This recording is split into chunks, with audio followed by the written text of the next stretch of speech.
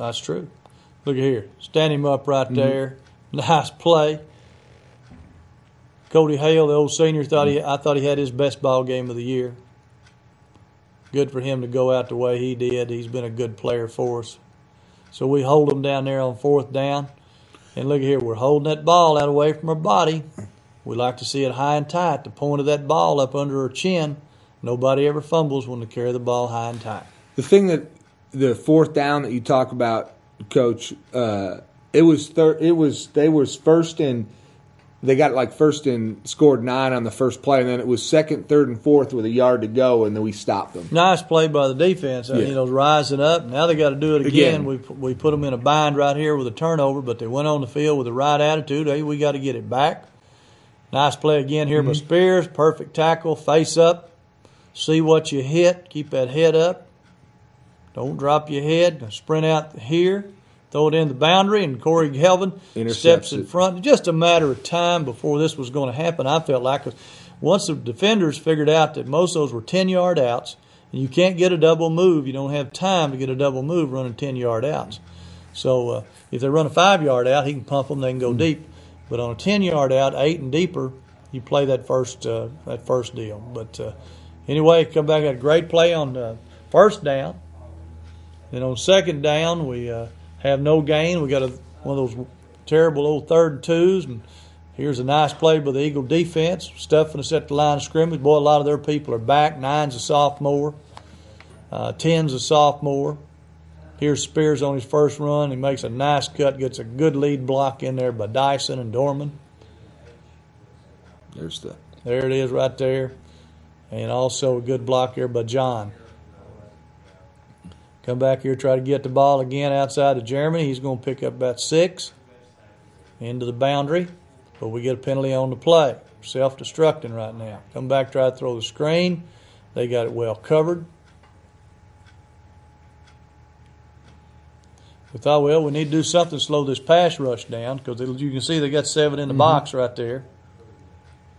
And so we throw a slant pattern to Covan after John had cleared it out. Sent John straight down the field, brought Covan underneath on a slant route. 4th down here, we decided to go with what we call Bruce, which is our running play we called to the left. I called it from the sideline. Looked like they were playing us to go to the right like we always do, and then they missed a tackle, and we make a nice play. I figured that was called from the sideline.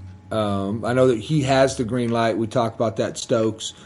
In that formation, but I figured the way he run and went to the left, it was a called play from the. It was, and I tell you, I felt like going in the ball game, it was very, very important not to get, and this is a touchdown if we get it out there where it needs to be, but I felt like it was really important for us not to get conservative, in our play calling, especially in the kicking game, and it kind of set the tone that, we're here to play.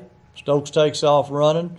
I like for him to step up inside like that. I don't like for him to try to outrun to contain people, but get up inside, then you can go where you want to. I thought in the first half he didn't run as much. I think he only had 5 or 6 rushes in the first half. Second half is when he kind of took over. Right, and it was just basically different things the defense was giving us, lowering. We didn't sit out just run him a few times in the first half and then turn him loose in the second. But Tate can beat you. He can beat you. We miss a block right there at the line of scrimmage, and Clark gets thrown for a loss. So we're going to kick a field goal here on this 3rd down now. Come back. Nice catch. Way to get down there and get it. Probably ought to have had a 15-yard penalty on number 15 for that, but sometimes you don't get those calls. And here's the one. Boy, this is a great kick. I think he had a 35-yarder and a 31-yard, something like that. He did. John, the whole league is blessed with great kickers with the exception of Huntsville. They did not have an outstanding kicker. But the rest of the league, which is kind of odd to see as many great kickers as we saw all year long in one league. But it'll be interesting at the league meeting to see who's picked as the outstanding kicker, because I know who I'm going to nominate, but I only get one vote. But, Huntsville will probably be the deciding factor because they're the only one that doesn't have one. Boy, this guy beats anything at throwing this ball. Got to make a play, man. You got to make a play. Don't stand around the pile. Get in the pile. Sidearm throw right there. I kept thinking, get your hands up, defensive line. He throws it from his hip, but he's kind of a gunslinger. Inside play again. There's Ray. There's also Colton Spears at the bottom of that. Ray Gomez, 65. He's had a good year for us. Looking forward to getting him in off-season, make him a little bit bigger and stronger. Since he's got to go against usually their biggest guys. That's right. Another drop pass. Jeremy fell down. That would have been a great catch. That would have been a great catch right there. The first one that he missed in the end zone, but boy, they're capable of making great catches. Their timing on their passing game, about as good as we saw all year long. Well, here's most of the excitement because it's coming up to the last minute of the. I know it, and that's something. Minute 25, 24 going, in the half, and we're going to have some scoring. Throw it out here, try to make something out of nothing. There's John Colton. There's old Cody Hale and Ray Gomez hustling to the ball. We come on an all-out blitz. He gets it off, and again. He threw this ball long before 23 made his break. He's so impressive. He's the guy that won the district golf medalist honors. We just miss him, and they make a play. Yeah, that's what happens when you go man coverage. You've got to make him throw it quicker than he wants to throw it, or you got to sack him. And you came on the blitz, and he found it. He found it right down. There's the first time they hit the upright. Yeah, that was good. I like that. That was good. We needed that, 6-3. Boy, first half went by in a hurry. It did.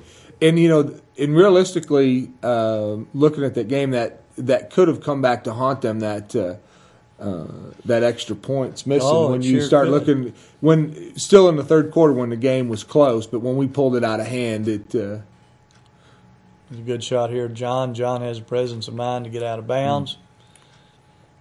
I think this play coming up is a great, nice play by Jeremy. Nice throw by Tate Stokes. It was an excellent throw, excellent route, great protection. We'd seen it from the sideline that we thought that we could burn 22, and we hadn't run many routes where John and Jeremy were on the same side, and they were very conscious of John. And so it allowed us to get some one-on-one coverage against number 22, and of course resulted in a touchdown. But it was a great call by Coach Crow. And gets us back on the board. There's the catch. Nice catch. But they're going to get the ball. And, boy, I tell you what, 19 seconds left. That guy back there pulling the trigger. Pulled down. Well, I think they had 39, 40 yards rushing. And when you do that to a team and make them, live by the pass, get them one-dimensional. Nice play by Hope. Big good break on the ball right there. And 5 had a rough night. Boy, we took some shots on 5. I mean, he stood up to it, but every time we got a chance to put the helmet and shoulder, this young man went out of bounds, so I don't think this throw and catch counts. Right, he come out of bounds. We saw that. But you wonder why we're not behind him, Especially in this at the time. Know the situation. Guys know the situation, down and distance. Everybody all knows down and distance, how much time's left. Right. Don't get caught in that situation. So, fortunately for us, he went out of bounds. And fortunately for us, we caught him before he went to the end zone if they hadn't seen him go out of bounds. Right.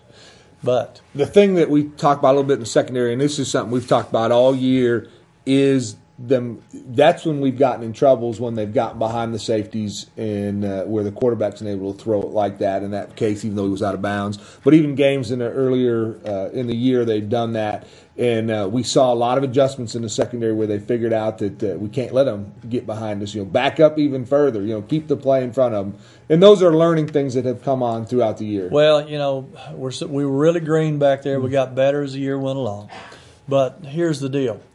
50 times they threw the ball. Right. You better get to figuring it out. How many times are they going to take you? 50 times a lot. Boy, we got better as the game went along. That's the most passes we've had thrown at us, all year long. And our kids adjusted to what they were seeing, the speed of the receiver, the preciseness of the routes. We knew that, we had to put more pressure on Stevens.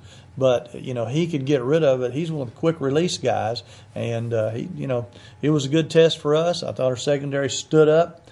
and made the necessary adjustments and kept the ball in front of them and made tackles. Just keep it in front of you and make tackles. Sooner or later, you're going to get the timing down, as we'll see, as we saw Corey Gelvin step in front of the receiver on an out route on Huntsville sideline.